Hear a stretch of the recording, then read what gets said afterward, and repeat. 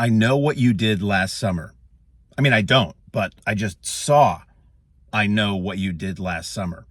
Not the film from 1997. I saw the new film called I Know What You Did Last Summer, which is not a remake of I Know What You Did Last Summer, but a sequel to I Know What You Did Last Summer. It's not a remake. It's about the exact same thing. It's got the exact same title, but it's not a remake because they put people from the original in it, and it takes place 30 or so years later after the original. And what is this film about? Anyway, what is this film about? This film is about a group of youths who are party to an unfortunate incident wherein someone loses their ability to keep breathing. And a year later, somebody starts sending messages. I know what you did last summer. And then somebody looking like the Gorton's fisherman with a very sharp hook starts bumping people off left and right, which may not necessarily be limited to the people who were involved in the inciting incident. So I was not really interested in going to see this movie. I often have that reaction to trailers that I see, or I go see films that I'm very indifferent about, but I have the AMC A-list, as I always point out, and I like to get value for that money that I spend, and I find myself in the wilds of Pennsylvania at times with time on my hands, and I like to go to the movies. And oftentimes when I go in with very low or no expectations, I wind up being pleasantly surprised. That wasn't the case with this one for me. So I walk into the AMC, which I'm in the parking lot of right now. And one of those things where if you go to AMC, you go to opening weekends for big movies, which is still, I know this is, for some people, this is very common, but for me, most of my life never had major chain theaters. They hand you this thing. They hand you these welcome to Southport, postcards, detachable postcards that are, I know what you did. Apparently they get increasingly bloody on the back. So I don't know if you actually want to tear these off and send them to somebody and maybe get a call from a governmental law enforcement or what, but that's always cool. So they give you a little giveaway. And I went in saying, okay, film, entertain me, show me something new. And it didn't. It was really, I thought it was kind of dull.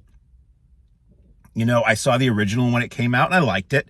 Saw the sequel and I liked it. And I know I'm pretty sure there was a third one that was made. There might have been a TV show. I don't follow the last summer franchise, as it were, other than I saw them when they were new and I thought they were fun. Stylish, strong casts of exciting young people at the time, and fun overall. This is not that. This is not stylish in any way.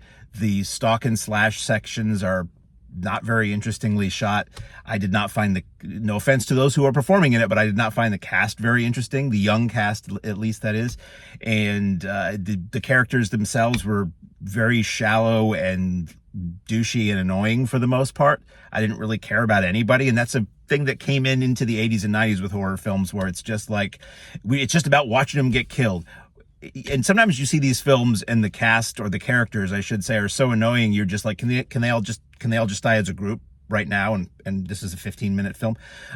They weren't that bad in this, but I just didn't care about anybody. It's set in this fictional town of Southport, North Carolina, though filmed in Australia. And everybody is, for the most part, super affluent and spacey and douchey, and who cares about these people? And I did not find the performances very interesting. The only interesting things for me about this, which is what is going to calculatedly hook a lot of fans of the original or fans of the 90s, you have some members of the original cast in this film. So they reprise, or reprise as it were, their roles in the film, and this ties it to the original film. So it's not a remake. A requel or a C-make, I like to call these things. It's not a remake. We put the original people in there. See? Even though the same thing is happening, the same looking character, it's not a remake. To modernize it, you get a true crime podcaster involved who's also just annoying and douchey. And it's just, I didn't find it very interesting. I didn't find it very exciting. I didn't find it very suspenseful. Again, the only interesting things were the fact that the original cast came back, and I don't really have any love for those actors or those films, other than, when they came out, they were cool. But I think if you're a big fan of those films, that is the reason to see this.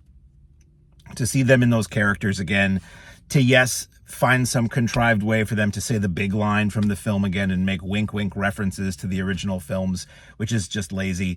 There's really ham-fisted expository dialogue in this, especially in the first few minutes where they set up who all the characters are. There was some maybe post-production retweaking toward the end of the film, saying that a certain character who you see get killed isn't dead, but you never see any evidence of that. It's just like at a distance, somebody kind of says it, or some off-the-cuff line. There is, if you wait through the start of the credits, there is one more scene that I think is very rewarding for fans of the original films that made me chuckle and laugh. It absolutely sets up another film if this is successful. It sets up another film that will probably parallel this, in which you will have, and like the new Scream films and like the new Halloween films, where you have the original cast and their storyline, and then you have the exciting young cast and their storyline. I don't know if it's ever going to happen. I really didn't think this was very good. So it's not a return to 90s horror, which there were some good horror films in the 90s, and there was a lot of garbage in the 90s too. So your mileage may vary. Is this for the youth? Who is this for? A youth could go see this, and there is enough ham-fisted exposition in the film to let them know who all these people are and all that, but they won't get the weight of having these older characters back. If you're a big fan of the originals, you probably will get more out of it than me, because you will probably get that sparkling thrill of seeing the original cast members back in this film, reprising their roles and advancing the storyline for their characters, the arcs for those characters. But otherwise, yeah. Are they going to call the next one I Still Know What You Did Last Summer? Are they just going to base it? I don't know. I'm always the guy who complains when they just don't have an interesting title and put a number in a film, but at the same time, it's like, they should call it, actually, this is what I said when I was getting my ticket. 1-4, I Know What You Did Last Summer again, please. They should call all these things, all these latter day sequels and remakes, just call it blah, blah, again. And if they make another one, call it I Know What You Did Last Summer again. Anyway, in theaters now, I Know What You Did Last Summer. Sweat.